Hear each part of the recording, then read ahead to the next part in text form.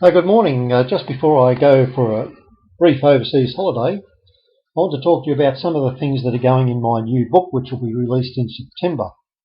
We're going to include a lot of statistics, including favourite statistics for the last 6 years, and this involves over 70,000 of them. We're doing it for Horse Racing Australia magazine, and we're going to look at it under various headings.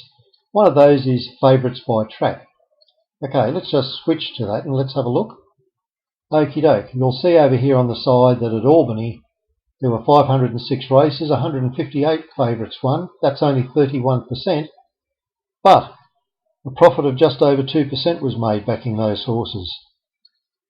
If you look at Albury, 453 races, 152 winners, 33%, which I guess is the average strike rate, and a small loss on profit. But then at Ararat, the loss was 11%, even though the strike rate only dropped down to 31%. One of the very interesting things, and this seems a bit silly, but look, the Avoca meeting, it's a picnic meeting, 4 of the 6 favourites won, 66% strike rate for 75% profit on turnover. You can see what I mean about statistics. Statistics can tell lies. When there are 1,800 runners at Avoca, you won't get those statistics. The one statistic that is good, at Ascot in Western Australia, after 1,800 races, the punters are very, very good at picking winners by backing the favourite. 35% winners, but almost square on turnover. Okay, so that's just a little bit of interesting information, and of course, when the new book comes out, you will be able to learn more about it. Okay, some of the things we're going to look at is favourites by best jockeys. So how much better do horses perform when they've got the best jockeys on board?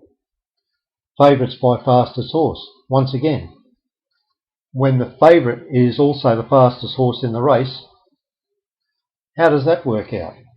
There are only a few of the topics. Some of the other topics we can look at. Okie doke, we can look at favourites on wet tracks. How do they perform? These are just a few of the things that are going as vital statistics in my new book, which comes out in September next year. And the other thing, how do you go on wet tracks anyway? I use the GTX program, and if I'm looking at Pinjarra, for example, this is today when I've recorded this, and we look at Gallipoli Prince, a couple of statistics we can note. 6 starts at this track for only 1 placing. It's a slow track there, but on wet tracks generally, this horse has had 9 starts on dead and slow tracks for only 1 win and 3 placings. Not a very good result. You can see that summary there. Looking at the next horse, hasn't had many starts. Here's a horse that's had a few starts, only started once on a slow track, and that was a win. But overall, on 6 wet track runs, just the 1 win. Okie dokie. Here's another one. 18 starts on dead tracks for 3 wins. 5 on the slow for 1.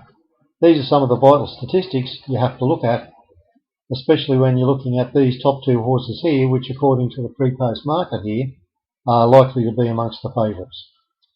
That's all for today. I'm going to have a brief holiday.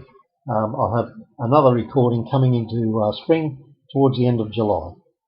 Good luck.